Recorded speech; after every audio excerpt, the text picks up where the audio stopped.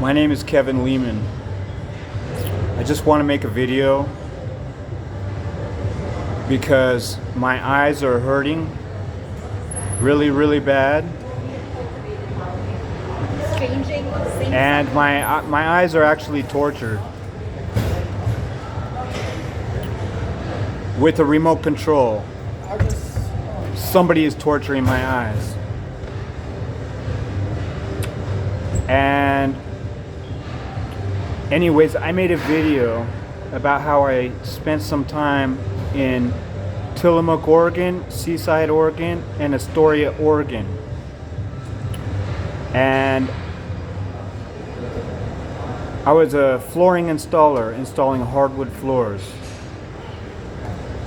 And after I installed some hardwood floors in this house in Tillamook, well, I was already being harassed before I went there. But that's why I went there, is because I was being harassed by an angry cocaine dealer. Anyways, somebody told me, Kevin, that house that you just installed floors in is a house where a virgin named Lindsay, she was in 9th grade. She was raped and murdered in that house. And the reason that things were told to me is because I was very much harassed for a very long time. And eventually some people started telling me some things about the man that's hurting me. And as the story was told to me is how I'm about to tell it. So I heard that Lindsay was angry because one of her classmates disappeared. And it sounds like everybody knew who was involved. And she called the cops and told them that she thinks that somebody was involved in her classmate's disappearance. And sometime after that, Lindsay was abducted. She found herself in a similar situation as the girl that she was upset about, how that happened. And Lindsay found herself in the same situation. And I even met the boy that dumped her dead body. But he wasn't there to dump anybody's body. He wasn't there thinking something like this would happen, but he was there and he was stuck with the task of dumping a dead girl's body. Now, I heard that 2 men were in this house. There was a girl in the bedroom. The boy that dumped her body says, or I heard that the boy who dumped her body, he knew there was a girl in the bedroom. So the other man, but he didn't know who it was. So the other man goes into the bedroom for a little while, and then he comes out, and a few minutes later they both smelled a dead body. And the one man tells the other man, I need you to take care of this. Go dump her body. And he didn't want to do this, but he felt like he didn't have a choice. And one man tosses some handcuff keys to the other guy and says, I want my handcuffs back. So the boy goes in the room. There's a girl in there. She's handcuffed behind her back. There's a mask over her head. He takes off the handcuffs. He pulls off the mask, and he notices sperm smeared on her face, vomit in the bag, and her face was red from a sexually transmitted disease. Yeah, somebody wiped his disease. It's called Rosie. And her face was red. This girl was dead. Now the one man says to the other man, don't worry about it. It's a drug overdose, if anything. if anybody sees anything, or they'll think it's a drug overdose. And then he says, and me and you are not the only men in this house. So anyways, he folds her in half, puts her in a sleeping bag, carries her to his truck, puts her in the back of the truck, drives 3 miles down the road to a boat dock, puts her in the boat, and he's driving her out into the ocean. And meanwhile, the other man calls his phone and says, cover the GPS with a towel.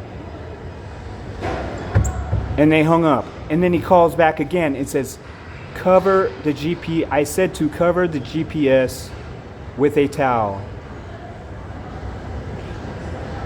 Now, it sounds like this girl was also punched a few times.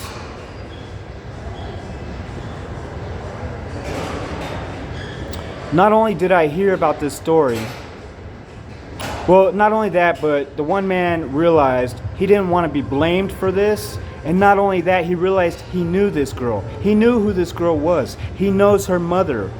He knows the man that her mother was dating. And he realized he can't hold all this in. And he didn't want to be blamed for this later.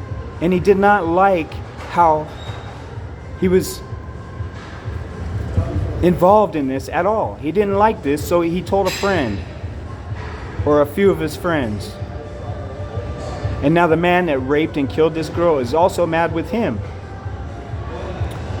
But that's not the only thing that was said to me. No, this same man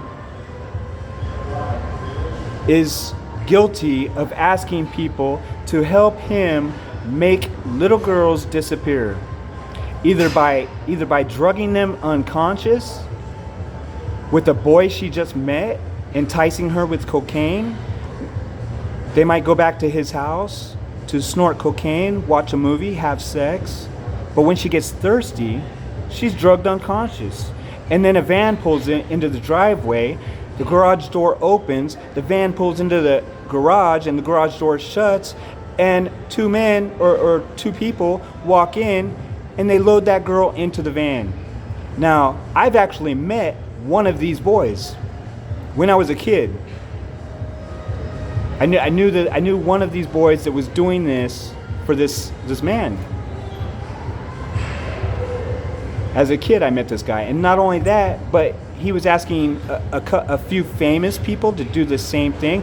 Now, these girls were disappearing either by being drugged unconscious or by being dropped off far away from the city, on the outskirts of town. So you're spending time with a boy that you like, and you're using cocaine, and then you go somewhere with somebody, and all of a sudden he says he'll be back in a little bit. And oh gee, when he comes back, she's not there. So some people told me he's either done this with a few people, or he's even tried to do this. He was asking different people to help him do this so that he can sell these girls, sell them as sex slaves. And I heard all these things because this man was hurting me, and he was telling people to poison me, and he was keeping me sleep deprived. I was sleep deprived for such a long time. And then when I went back to Florida, I realized I could no longer use a hospital. I went to the hospital after somebody poisoned my food, and they Baker acted me. They Baker acted me for no reason. All I said was, I've been poisoned. I don't feel good. Please help me. They Baker acted me and treated me like I'm the bad guy here. And with 4 security guards standing over my bed, I was refused, and a nurse with a big syringe, and the nurse looked angry. There was no reason for her to be angry, you guys. No, but people do this when they're hurting somebody to justify it in their own head. They'll look angry. Apparently, if that nurse is angry, then I did something wrong. No, and this nurse is in way more trouble than she might be thinking.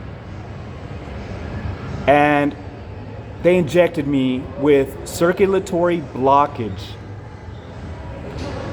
The next morning, they sent me to a place called PEMS, and all I said was, a rich drug dealer's angry with me and he's telling people to poison my food. I found myself on trial, but it was not in a legal court system, it was in a psychiatric hospital. But there was a court hearing, and the psychologist was calling me delusional because he said Kevin thinks he's being poisoned.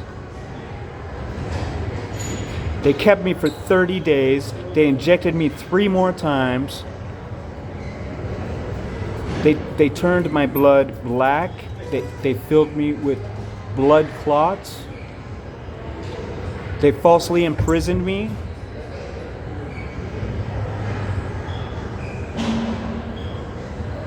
And they're going to get sued. I suffer a lot of pain from what they put in me. And it's not just circulatory blockage, it's also remotely controlled torture in my shoulders. With his computer, he can fatigue my shoulders a little bit or a lot or not at all. And then another incident happened where I got arrested after somebody poisoned my food. And I was sent to death row. Chattahoochee State Hospital was death row. And while I was there, the psychologist petitioned the state 3 times, calling me schizophrenic, psychotic, delusional, bipolar, and incompetent. And meanwhile, they were putting a beverage on my tray to make me mentally ill. But I didn't drink it, but I gave it away to another inmate who drank it. And suddenly, he was unable to speak. He was only speaking in syllables. He was unable to speak after he drank my beverage. Now, the judge that did this to me, he's in a lot of trouble. And that's called corruption.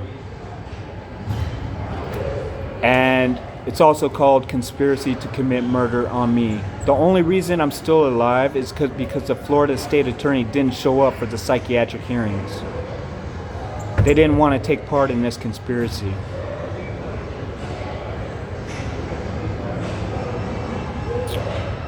Also, when I got arrested, they put me in a jail cell naked, as if I'm guilty of sex crimes. I'm not. In a jail cell naked, freezing cold, I screamed and I screamed, I'm cold. I want my clothes, I want a blanket. They poisoned me so severely that I'm blind in my left eye. And they did this for the same man who is a sex trafficker, who is a child rapist, child killer. Pinellas County, Florida, did this to me. Thank you.